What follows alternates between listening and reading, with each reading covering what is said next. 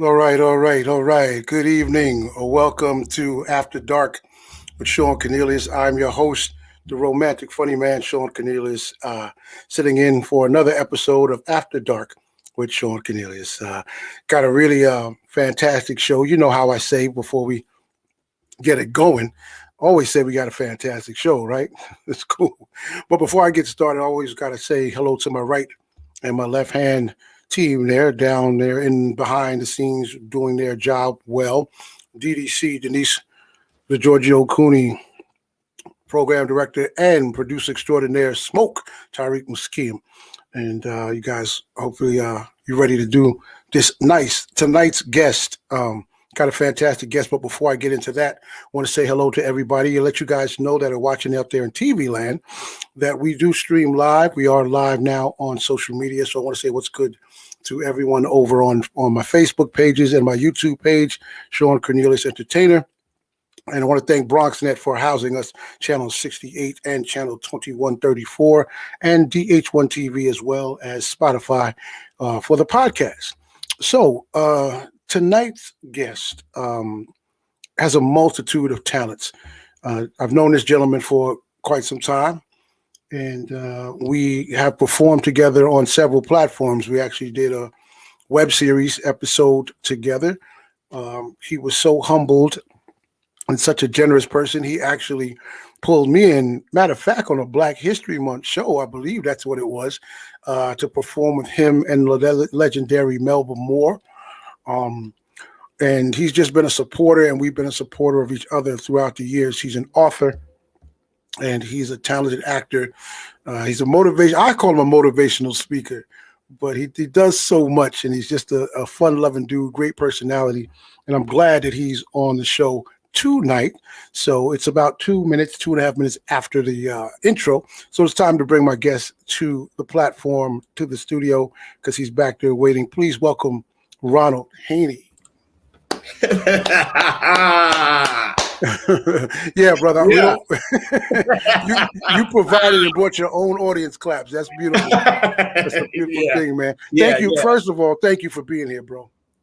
Oh, it's my absolute pleasure, Shawn Cornelius. Yeah. Well, listen, we talked about getting you on the show about a month or so ago. We had to get the schedules right. At the end of the year, I spoke to you, and you were just like, "Yeah, let's do it." So here we are, author, actor, orator. Here we are.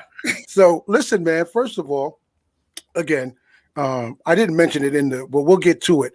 But I want the people to know about you first before we get into anything.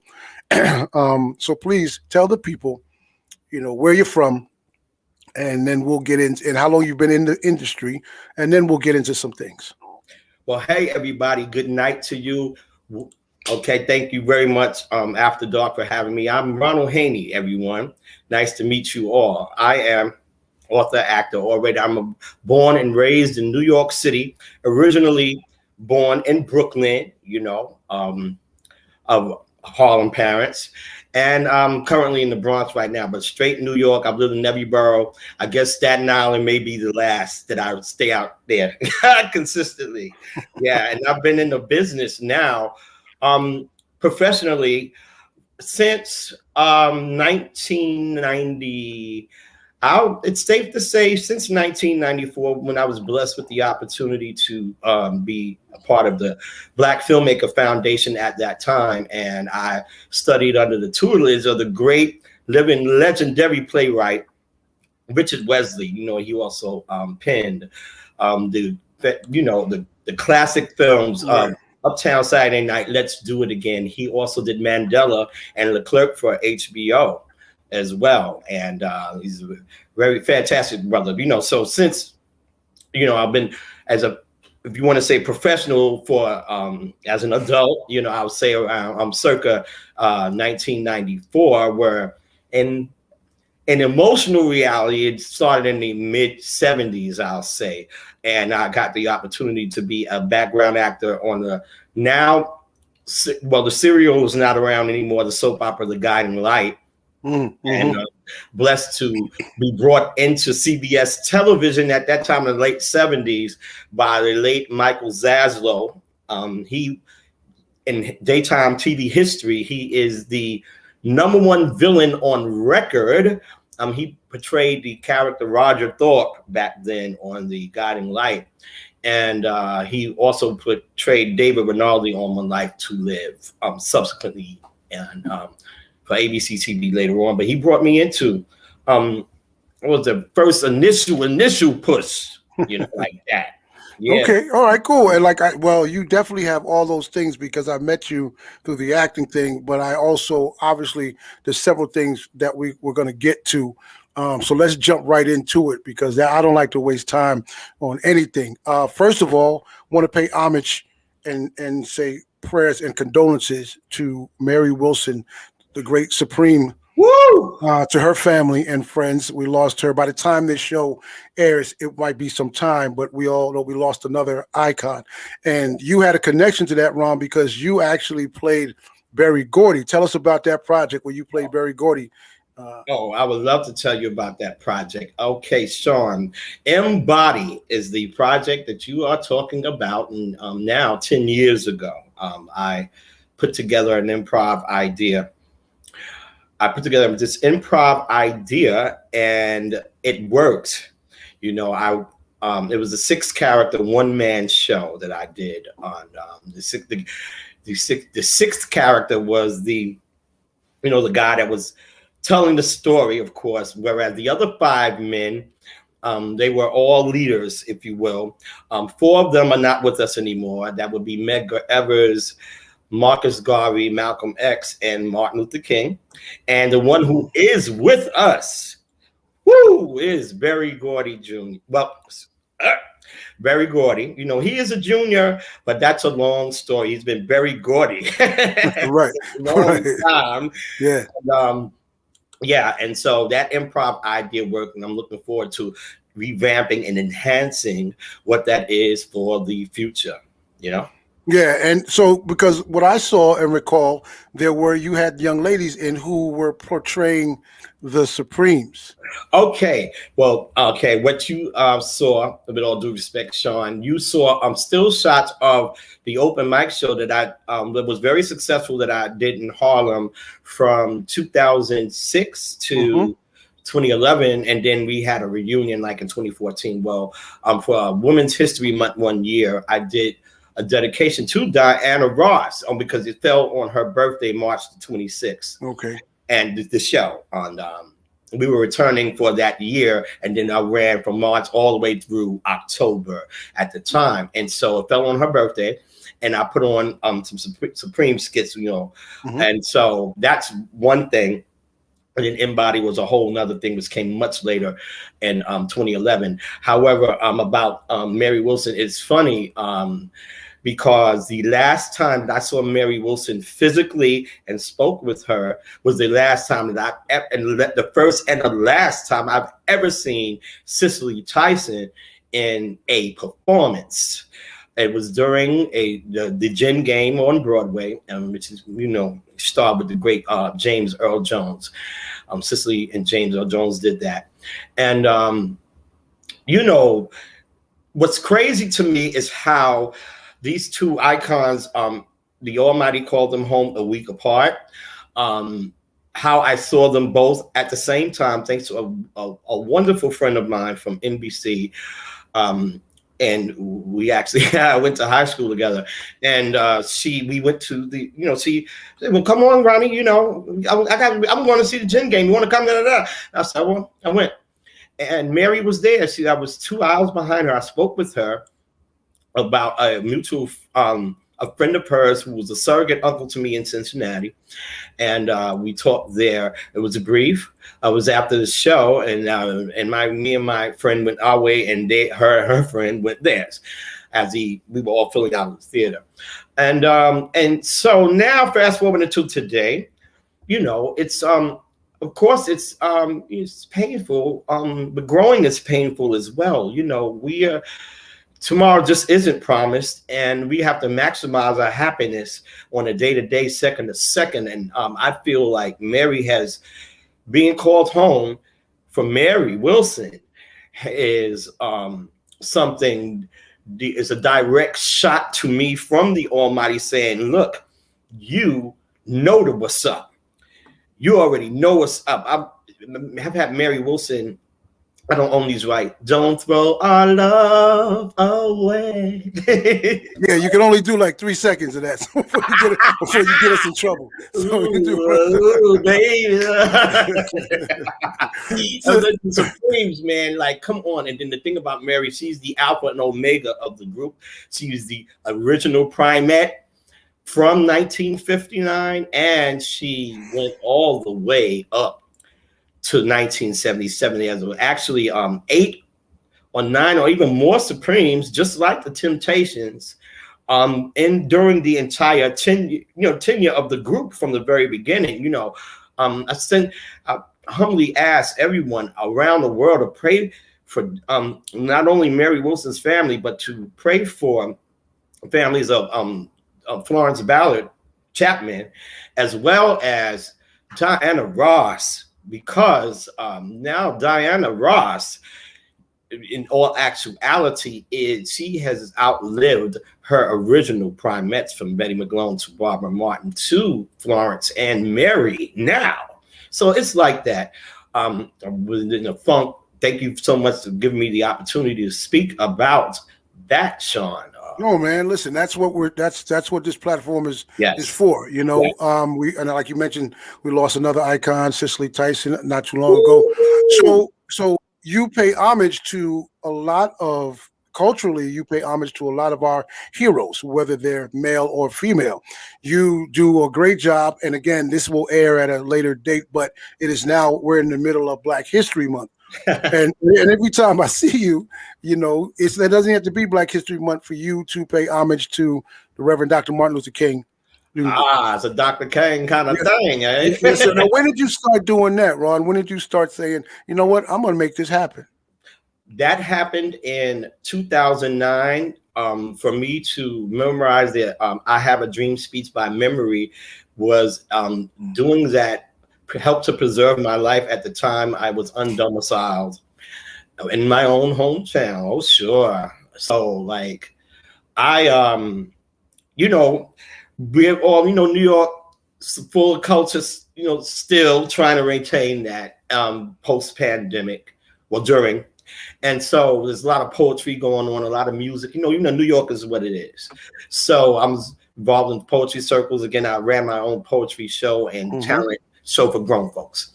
And so with all that being said, around 2009, there's a friend of mine, a great guy in the Harlem community still, Paul McIntosh, it's safe to say his name, a great brother, a educator, a librarian. He was at the Watley Secondary School, not Watley, Performing Arts High. I remember when Watley was junior high.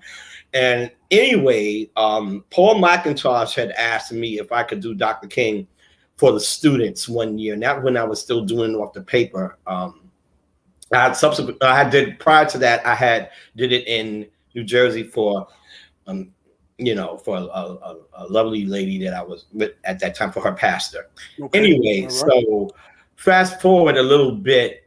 I started doing it in the poetry circles at first. I had decided to commit it to memory because I was amazed at how much it was in the speech. I had grown up just thinking that Dr. King had said, I have a dream, the whole I have a dream part, which turned out to be his actual, after Mahalia, may bless in peace, Mahalia coached him on stage, and he did the I have a dream part. That was all really him. But there was another part of the speech prior to that I really never knew about. I thought the computer had made a mistake when I printed it up in the library with Mr. McIntosh. Right. And I was like, man, Dr. King said all of that for that speech. And the next thing you know, Shawn, I said I was going to commit that to memory. I felt like it would give me another, it would even another degree of something. Like it meant more to me to know that he said so much more during that iconic Poor People's March on Washington back then. And I was amazed at how much we did not know that he said those type of some things that go on in that speech. And I said I would learn the whole thing. Right now, my my full of information producer Smoke popped some things up, and you did it in Spanish as well. Well, first, wait, before you answer that, before you come back with that, I want to say what's going on to Cotton Candy and Dee and Nancy and Lisa and Arthur and Michelle who are watching and supporting the show. So shout out to the Air Out Show. Yes, sir. And the Cotton Candy and Pink Panther, sure. Spanish. Yeah, I do it in Spanish. Yes, absolutely, and not be Spanish. Shawn Cornelius, that was a whole nother beautiful. Can monsters be beautiful? People often ask me how long did it take you to learn this speech. I tell them 9 days. It did in English, and it took me like 9 months to learn it in Spanish like that, like it was a baby. You know what I mean? Is it Spanish the only other language? So it's bilingual or tri or 4 times 5. Is that the English and Spanish? That's it. I guess I could say for now. Ran into a great brother of mine in the Harlem community, Javon. If you're out there, I ran into him at NAMA. Support the New Amsterdam Musical Association. I did the speech there. On King's birthday weekend. That was right. It's been a lot going on To God Be All the Glory. Anyway, so what happens is, I told Javon, I was like, oh, because he's Haitian, and I said, oh, you were supposed to teach me how to do it in Creole. And you told me that Ronnie, that it would be over if I learned King. You know it in Spanish, it is good, Ronnie, but when you learn it in Creole, it is over. You did not tell me. Javon, that's what I tell him. All right, cool. Comfortable on this show.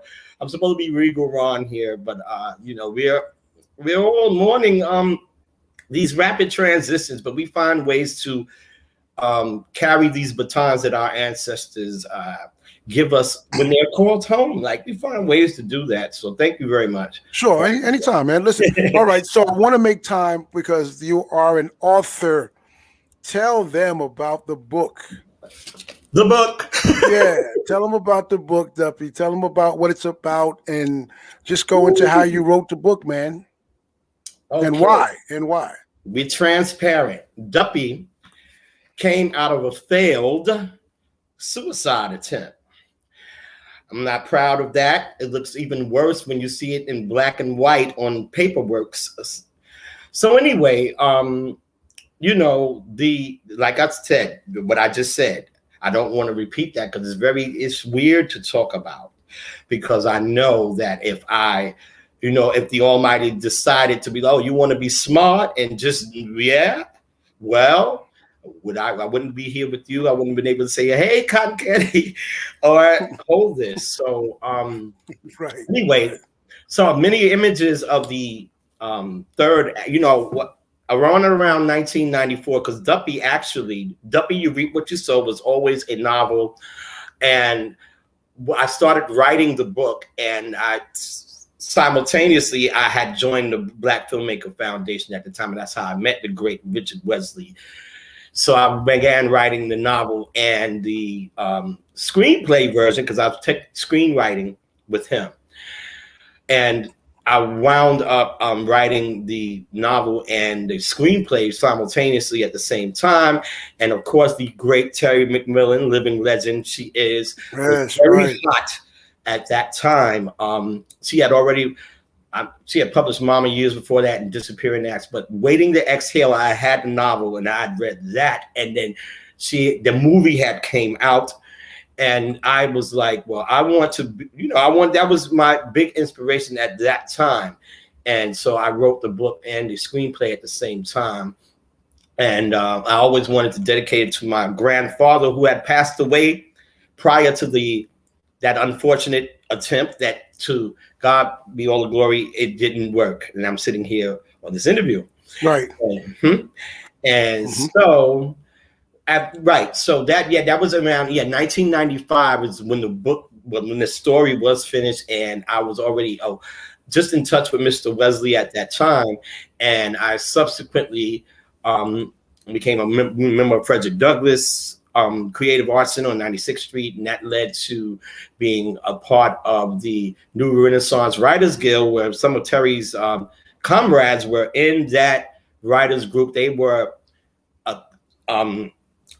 a division of the late great John Oliver Killen's Harlem Writers Guild from way back. They were kids, many of them then, and they were a little older than me, and they semi-embraced me as I was really trying to get this book off the ground. It took a long time. Literary agents did begin to give me bites along the way, while other things was going on with the screenplay, such as meeting the great David Wright in the community, the #1 sound designer in the off-Broadway community, Adulco award-winning David Wright, who was doing radio dramas via WAI at that time. And he and I won an award for the piece, the broadcast, because he ran that broadcast twice in 1996. We even got, at that time, because now it's pretty much a free-for-all, but we had trouble from the FCC because there was some language that was used. The novel Duppy, the piece is about elderly abuse, intercultural racism, and of course, Caribbean supernatural folklore. No, I am not Caribbean. My granddad did mention some Guyanese stuff going on, like I do eat cow heel soup, but he was so far removed. I'm gonna have to do the thing, the thing everyone's picking up their ancestry now. Yeah, the real deal. But I was adamant about us all benefiting from each other's culture at that time, and we unfortunately sometimes we deal with interculturally, we are racist towards each other, and I don't really hear that in other cultures. Like it's rare that you ever hear an Irishman say to an Englishman, "Well, we're Irish." Well, maybe they did back in the day, what we don't know about. But it was painful to, when West Indian blacks and American blacks didn't get along around me, and that came out in the book, so to speak. Okay, stuff like that. So I published eventually, because I just didn't want to give up on the work. I was adamant about doing something dedicated to my grandparents, because my grandmother died subsequently, and then the senior citizens that supported the family at that time, they all started to pass away. And then, so I got this big old list in the book of dedications to people, and this big old forward acknowledgments, and because I always said that no matter who had a kind word or maybe a negative word, whoever had something to say along the journey, I was going to, once I did become published, I was going to shout them out in the book. It's amazing that I did that. And so it's a journey, Shawn. Well, let me stop you real quick and take you back to something that you said that I'm not familiar with, being of our culture. But it's cow what soup? Cow. I said cow heel soup. Cow heel soup. Yeah, cow heel soup. But then mostly you hear cow foot soup. That's the main term that you normally hear. But my grandfather called it cow heel soup. Okay. Some guys I talked to, they you know about cow heel, Ron, wait, because you said you make this. Do you make it or you get it from somewhere? I would. It can. Yeah, I can make it. Okay, so is it actual real cow heels? Like cow foot. Like cow foot. Okay. Yeah, you know what I mean. Like some of us we get. How it is. Like we should focus on a lot of fruits and vegetables. Yeah, no, I get it, man. Historically, we know what happened. But I was gonna be. That's kind of like pig knuckles and all that other kind of stuff, man. Well, okay. Man, listen, I got a joke for you. Anytime somebody say, "Oh, Ronnie, do you eat chitlins?" I say, "Well, you know where the chitlin spot at?" I'm saying, whatever. Yeah, that's correct. Never. Listen, man, I just won't eat it all year. You're gonna send my pressure through the roof. Yeah, well, I won't. Listen, let me ask you a question, man, because you said we know obviously we have people watching the show, and I want you to, you've obviously come through your situation that caused you to write the book. Man, I need you. Obviously, there are valuable things. Sometimes when people go through those things and they don't see any light, and this is why they want to put themselves in total darkness and check out. But Yes. you've able to live through your scenario. Please give some advice to those out there who might be struggling, man. You were in a dark spot. Yeah, so please tell them. That's that dark. So give some advice. What I need to say is that when you hear of people committing suicide and attempting suicide, these people are at the darkest moment in their entire life, where they insist that for whatever reason they don't belong anymore. You're at their darkest moment where you want to meet the maker. You just got to do it. And so anyway, I could only speak about what happened to me. And sure, when I see, there came to a point where it just didn't happen, and there you had voices that were like, no. I thought about one of my sisters crying. There was this one sister I have, because I have 3 sisters actually, and I thought about one of them. There's one in particular crying and carrying on about what could have possibly happened, and it didn't happen the way I was trying to do it. And I was like, wow, you're at your lowest point when you hear of these things. So my encouragement to people who are feeling that dark is, it's something that you will have to go through. You want to hope that it doesn't happen. Ultimately, if there's some way that you can stop and think, there's a chance that you'll be better off, because it's the Creator that gives us the life. Who are we to take what the Creator has given us? You feel me? Like that. Yeah. Mm-hmm. Yeah. Totally, man. Totally.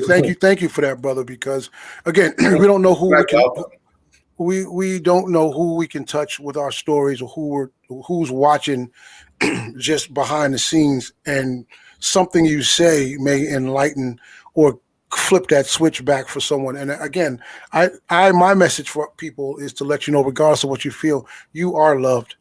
You are loved. You may not feel it in that moment, but you know, you are loved. And a lot of people, because of their scenarios, that's one thing, they feel alone, you know, and they feel like they're out there struggling by themselves, and there's no support system. But my message is, you're loved. You know what I'm saying? I love you. Yes.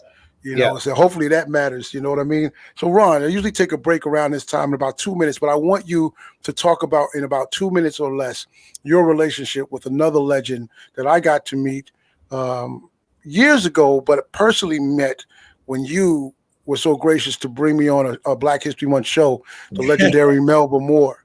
Absolutely. You have a great relationship with Melba Moore. Talk about that in about 2 minutes. Sure. I'd love to. Yeah, now you can do it now for 2 minutes. Okay. I thought we was going to commercial. No, I'm gonna do the break after. I want to get this in first. I want to talk about Miss Melba. Sure. Oh my goodness, the Melba Moore.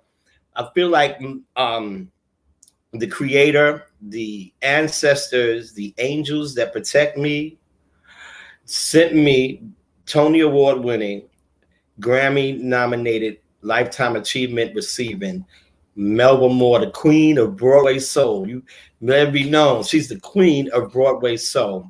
Yes. I met Melba Moore I had the great opportunity as a fantastic promoter out there, Michael Mr. Excitement Jacobs, who brought many acts to my neighborhood, to Lehman College in the Bronx. There was First Choice was there, the great Ursula Herring, out of that group. First Choice, D-Train, you name it. Music that means so much to us on the come up. And Melba Moore was part of the bill. And in the novel, I wrote a scene in which, I'll do the realistic fiction where she and Freddie, Freddie was doing a little bit more. And her hit on Soul Train, an actual occurrence. And so I wanted her to have a novel. I wanted her to have a book. And I wound up meeting her there. And that led to one night I had an idea. I was wondering if I could work with Melba Moore. I wonder if she would sing with me, if I could do a King and we could do an event together. And one thing led to another, and the Almighty made that happen. You know, I learned a lot from that show. I was so glad that you were a part of that show. You know, it's that show was indeed a lot, and I'm most grateful for the interaction that she continues with me and many of her fans from around the world via social media. I think that it's fantastic that she has always known a way to connect with her fans from her very, listen, man, Melba Moore, a lot of people don't understand the power of who she is. Melba Moore opened doors for Stephanie Mills, right, Holiday, and Andrea McCardle, because Melba Moore she got the Tony Award for Pearlie in 1970 for an actress in a musical category. It was the very first time that was ever done in Broadway history, period, at that time. And prior to that, she was a part of the original cast of Hair. She was the first Black actress to replace a white actress, Diane Keaton. She replaced Diane Keaton on Broadway. You know, I guess it was last minute. I'll have to double check that with her. I'll play with that score, but I'll have to double check that with her. But to my knowledge, that, you know, where she replaced her and the show took off. You know, Hair is what it is, historical on Broadway. Melba Moore was part of that cast, but that Pearlie and her show-stopping I Got Love got that Tony Award in a musical category, and had never been done before. So that way she opened doors for Stephanie Mills, for The Wiz, and of course Jennifer Holiday. And I'm telling you, and I'm not going. Right, man. Listen, I just wanted to make sure we had to talk about her. That's a part of your legacy. Yes. And I'm very appreciative of you, man. So I thank you so much. Yeah. So listen, man, we're going to take a break right about here. Okay. We're going to come back and put you in the love zone. I know you've been posting on Facebook and social media about being so nervous. Love zone. I should think I've been crying my eyes on Mary Wilson. I guess I see these little beady eyes. Well, listen, you better pray to it. You better pray to the gods. You got about a minute and a half to pray to the love gods, but you'll be fine, man. You'll be fine. So just stay right there. We'll be back with more. My guest, Ronald Haney, on After Dark with Shawn Cornelius in about 2 minutes.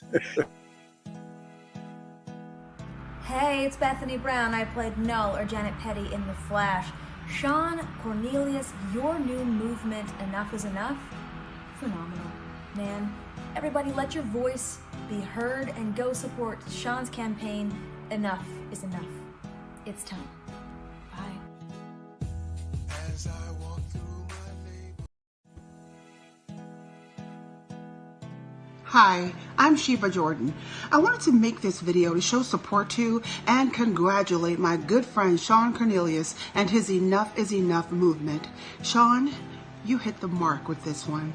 With all the madness happening, particularly in this country today, I think the whole world agrees with you.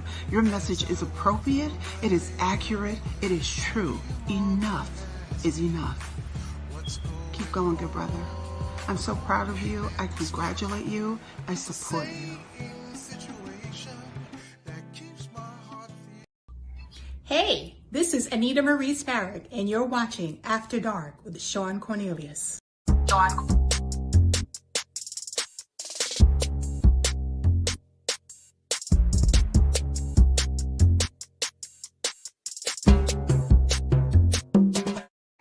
All right. We are back. Welcome back to After Dark with Shawn Cornelius. I'm your host, the romantic funny man, Shawn Cornelius, and still sitting in with me, author, actor, orator, Ronald Haney. We're gonna turn him into a lover. So only one I love is Melba Moore. Well, then you better use Melba's energy and spirit to get through this segment right here. I just want to shout out www.glamfind.com, who produced this fantastic hoodie with Melba's image on it. That's beautiful. During that time, you know, Melba's forevermore, literally, you know. All right. Shout out to Wayne Ellison at www.glamfind.com.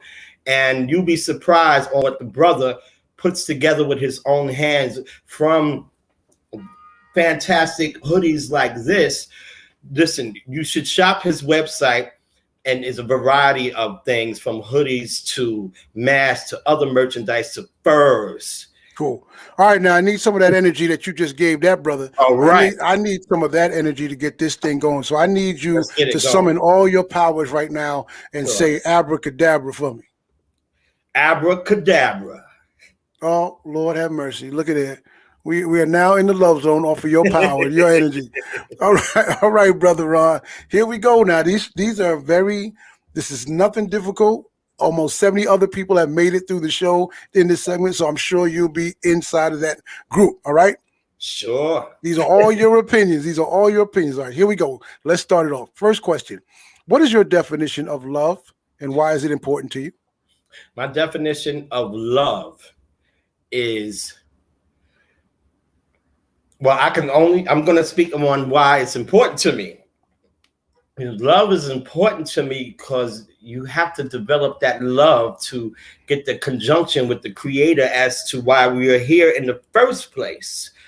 Love is life. Love is essential. Love is the skies, the birds. Love is the flowers.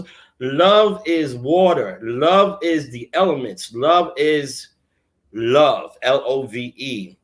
You need that conjunction with the Almighty. Okay, I'll take that one. You answered it. Okay, so let's jump into this one. What is your definition of romance, and why is that important to you? My definition of romance is being cognizant of your better half's needs as much as you can possibly can, to a point where you can agree to disagree because you're opposite sexes. And so, with that being said, we're opposite sexes, so agree to disagree. However, there's no way in the world that anyone should go to bed mad, and you should be romantic at all times. You take the time to get to know someone, so that way you know what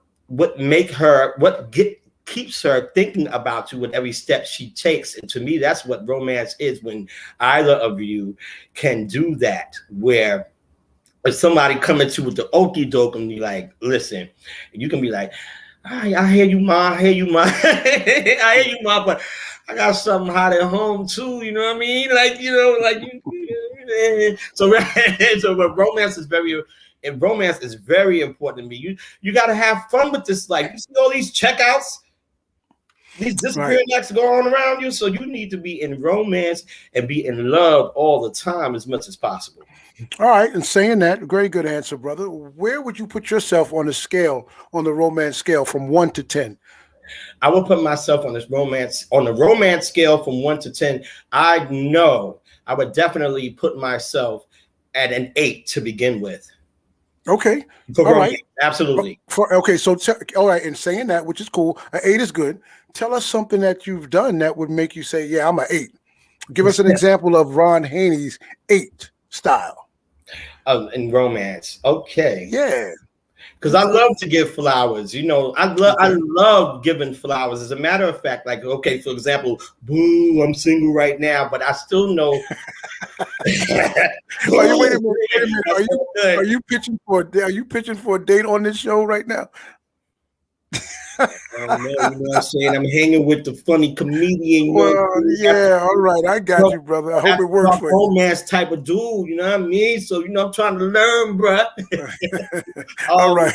So an 8, giving flowers is good. Yeah. And what else? Yeah, I really like to do that. I'm going to send out flowers for Valentine's Day anyway. And I'll leave it at that. Okay, yeah. Well, I won't even bother that because I don't want to get you in no deep hole, because you say you're going to send out flowers, and there's women out there who are single as well. They be like, I want some flowers, Ron. No, so anyway, we'll get past that.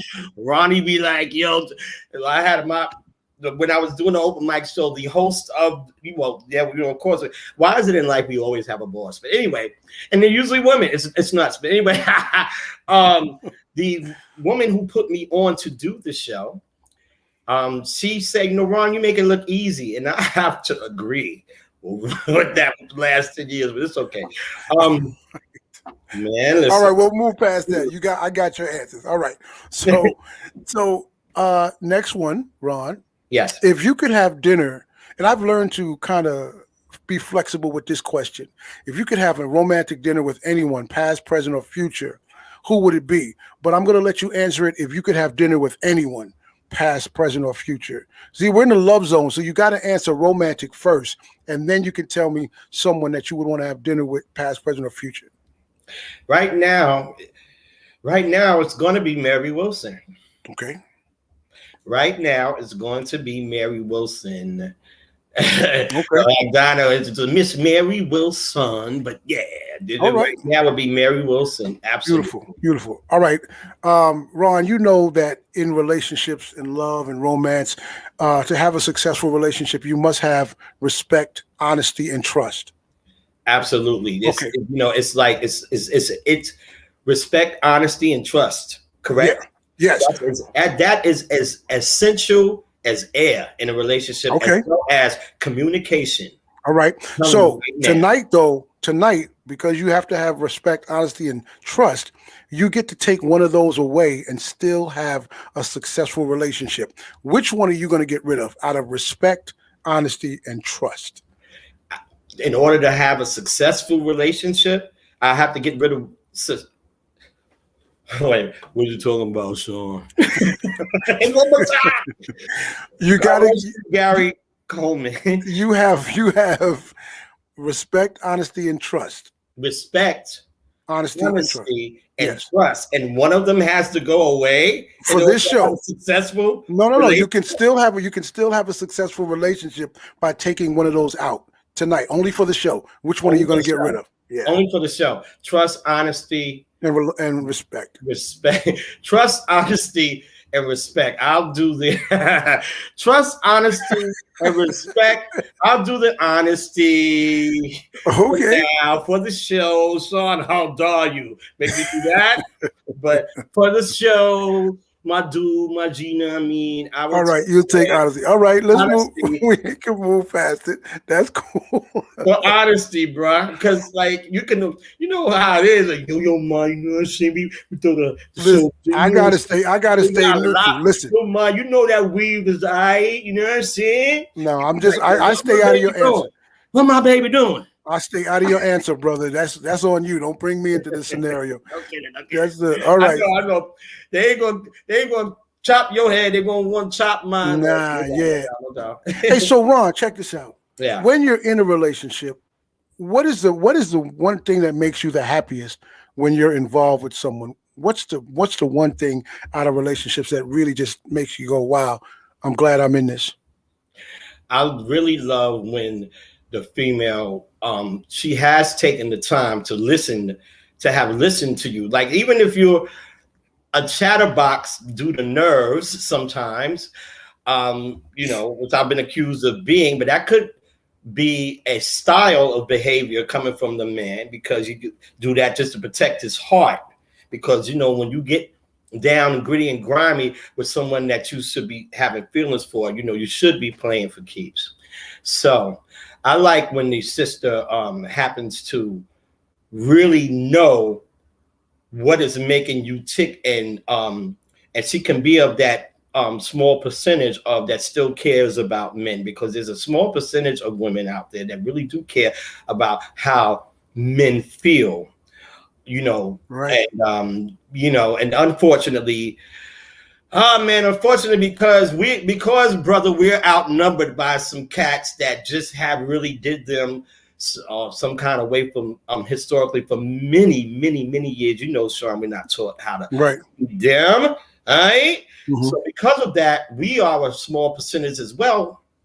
So I like it when the Almighty fixes it, where I come across someone who has taken the time to know me. She has listened, mm-hmm. And she has looked at the fact that I am the different man than the last man that she's had. And I'm required to do the same thing for her as well. Sure, absolutely. Right, right. But that takes time. Communication. I love great communication. Because truth be told, if I get a great communicator, I'll shut up. I'll just be like, all right. And she'd be like, well, what you say? I was like, that's my stomach, baby. What's good? Got you, bro. Like got you. Yeah, all right. Before I do the next one, really quickly, I want to say what's up to Carla. Hello to Sharon, Jessica, and Anita that have popped in, and Sal. Hey, listen, man, next one. Give me 3 things that are attractive to you about women. 3 things that are attractive to you about women. Oh, my goodness, her intelligence. 3 things. Her intelligence and her humor first. Then we'll get into looks. We'll get into looks. That's the third one. But that intelligence and that humor. Okay. I love to laugh. I'd rather do the laughing than to be trying to make somebody laugh. And then, that third one would be looks. Sure, because you want to have someone that you can look at and you want to match their looks at least. Yeah, physically attractive, sure. Absolutely. And then, but first is that intelligence. It's not, Shawn, ain't nothing like learning from somebody. You be like, what, Ma, you do that? Right. I know. Anyway, I'm saying, it's nothing like a woman's intelligence. Right. Very attractive. Mental. Yes. Woo. All right, so let's go to the other side. 3 things that just turn you off about women. In general, just turn you off about them. That are not attractive. Yes, not attractive. Okay, what's not attractive about women to me? That comparison of you to other men, that's not attractive. There, being subversive in terms of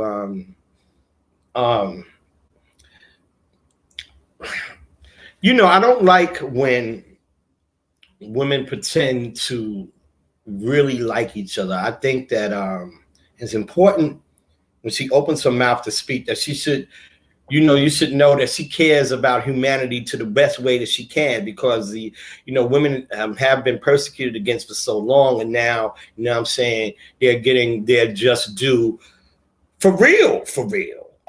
So with that being said, man, there would be no need for, I guess you would have to I don't want to go over the place with this. I'm really, a deal breaker is a lying woman, a troublesome woman. You see her, you know that she's a not nice person. When people show you who they are, you've got to believe them.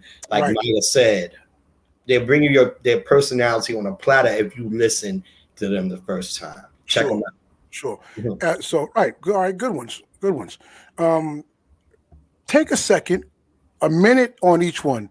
Give the young women out there, because our younger generation needs a little bit of help and mentor.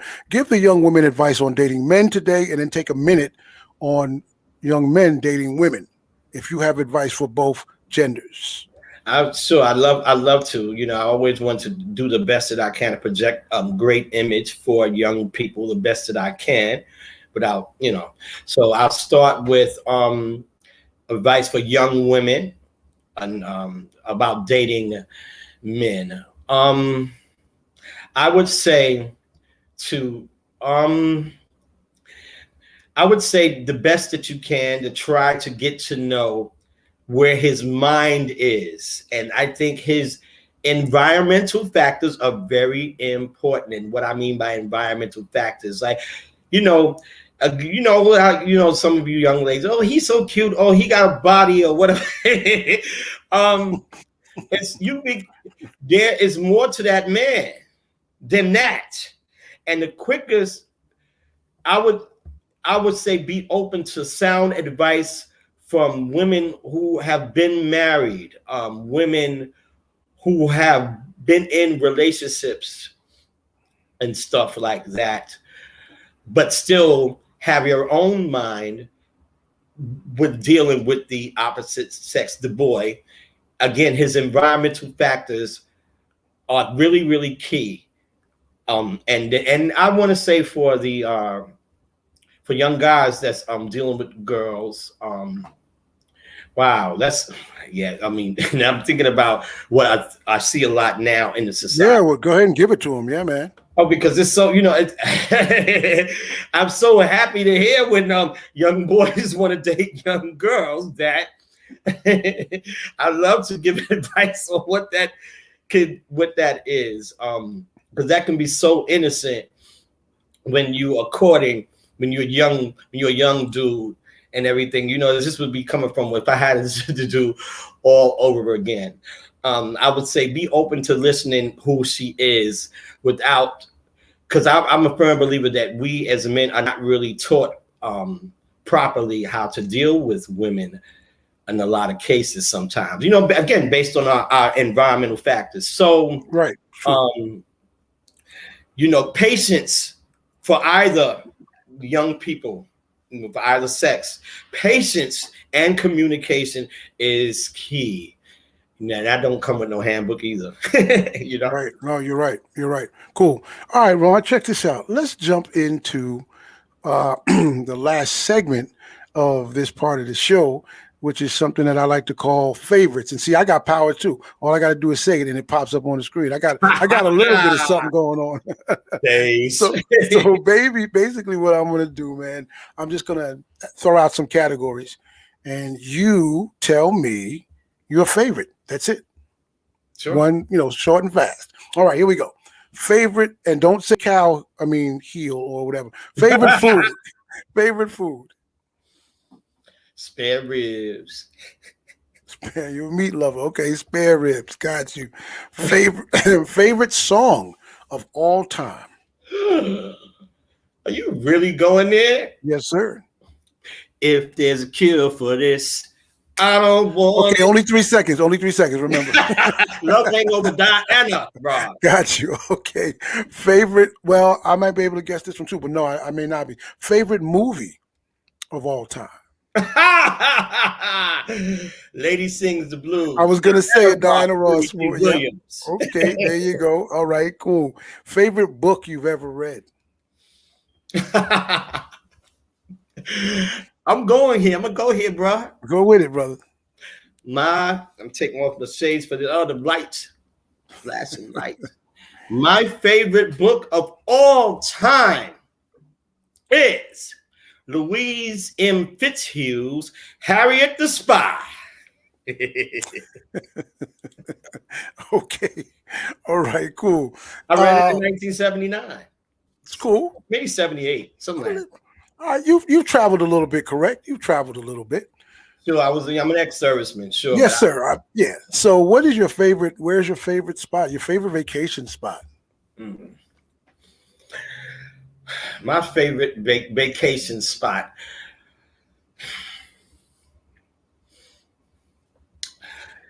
Boo! I don't have one.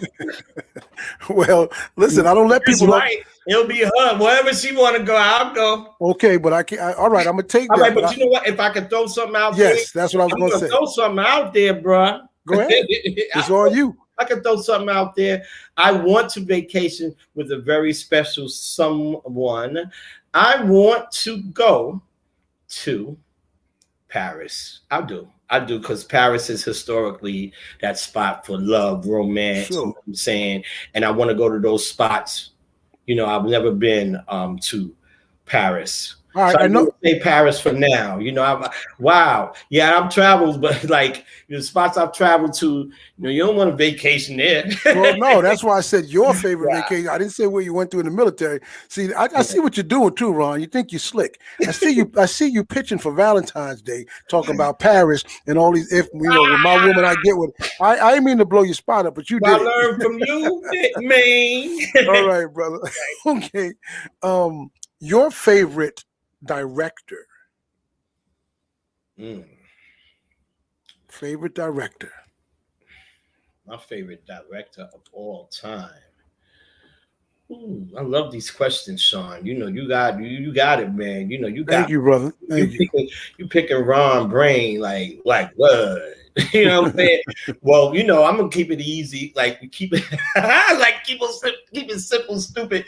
If lady, look, man, it is what it is, and people already know what's up.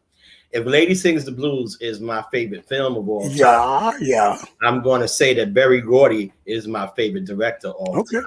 Sure. Okay. All right. So here we go. I'm creating these for you. These aren't the ones that are in the favorites as a regular, but since you're here, favorite author. I ain't gonna say Ronald Haney now. That's too vain. If you feel like Ronald Haney's at the top of your list, put him down. But Ronald Haney is my favorite author right now. Okay. All right, here we go. Favorite actor. Do I go? Ronald Haney is my favorite actor right now. If that's what it is. That's what it is. You already know what it is, my G. But okay, so you can't. I hope you don't have that same answer for this one. Favorite actress. Tuesday, no doubt, brother. If I was, well, God rest him. If I was Flip Wilson, I would be Geraldine. What you see is what you get. Shanae and them cats, man. They came from that, exactly. So who's your favorite actress? My favorite actress. Okay, my favorite actress of all time. My favorite actress of all time, and I'm not saying it's just because she just passed, is Cicely Tyson. And I real quick, because my favorite role that I've ever seen Cicely Tyson was when she was Rose. Her name was Rose, and of course she was always a great opposite with Paul Winfield. And when they did Coretta and King, that was one thing. But I loved A Hero Ain't Nothing But a Sandwich, based on the book by Alice Childress. Okay, and cool. She played Larry B. Scott's mother. He was on dope. He was a teenager on dope, and Butler was Paul Winfield's character, his stepfather, and Cicely Tyson was the mother to Larry Scott in A Hero Ain't Nothing But a Sandwich. Got you. I loved her, All right, cool. Favorite TV show? Then I got one more for you. My favorite TV show of all time? Yes, sir. So many. Are you aware that I'm a Libra, man? I can't make up my mind like that. Well, that's what. Hey, listen, I'm a Leo, and I have to be forceful. And know, bro. I know. Y'all know how y'all do. Your big brothers, y'all be like, we gotta start scrapping. All right, dude. If I told you my favorite show of all time, man, you're gonna be like, okay, Ron, and I'm be like, yeah. Well, I'm not even on TV no more. Okay, what is it? Go there. All my children. Yeah, all my children, brother. Man, I got you. I'm with you. If you're a soapy, you're a soapy. I'm not a soapy. Well, that's a soapy, brother. That's a soapy. Yeah, that's a soap. But you know what happened? Already know the great Donnell Williams. He's running around out there. Jesse came in the picture. Yes, exactly. Jesse represented us at that time. Then my mom grew up on Erica. I think my mother, so my mother knew Erica when Erica was going to Pine Valley High School. So you could go up around there. But it actually, soap operas taught me how to write and act as a child, and that's how that led to me being on the Guiding Light in the first place. I used to read the soap opera digest to my mother. She was a nurse. Okay, got you. All right, last one. Favorite time of the day for lovemaking in a 24-hour period. Favorite time of the day. Yeah, I love to answer that, brother. The favorite time for lovemaking in the 24-hour period is around anywhere between. Of course, I say it's when you go to bed whenever you go to bed at night. So it depends on what time that is. So wait a minute. I'm talking about you, man. Just give me a time. You said anytime you go to bed. For me. I was like, I'm gonna do the handbook on it now, right? Like, you just have just give me a time, bro. A great matching was. And it's a nice little matchup. A great time for that is 4:20 a.m. Jesus Christ! I appreciate your answers, man. With that answer, you are now out of the love zone. And this interview is. Hey, Ron Haney, thank you, brother. I love you so much. I love you too, brother. You know what I'm saying? That's what it's about. You know what I'm saying? We gotta love each other so we can love others and love who we are. You feel me? I got you, man. Yes, sir. So look, I want to take an opportunity to thank everybody that's watching on Facebook and YouTube, and also BronxNet and DH1, and listening on the podcast on Spotify. And thank you so much for supporting. So as I always say in parting, please go with God in your heart. Have a peace of mind. Have a wonderful, wonderful tomorrow. And please continue to take care of yourselves during this pandemic and others. And Ronald Haney, continue blessings, safety to you. And you guys, will catch you on the next episode of After Dark with Shawn Cornelius. So from Lula May and Cornelius's baby boy, God bless you. Good night. And I'll catch you around the corner. Thank you very much. Thank you very much. Thank you.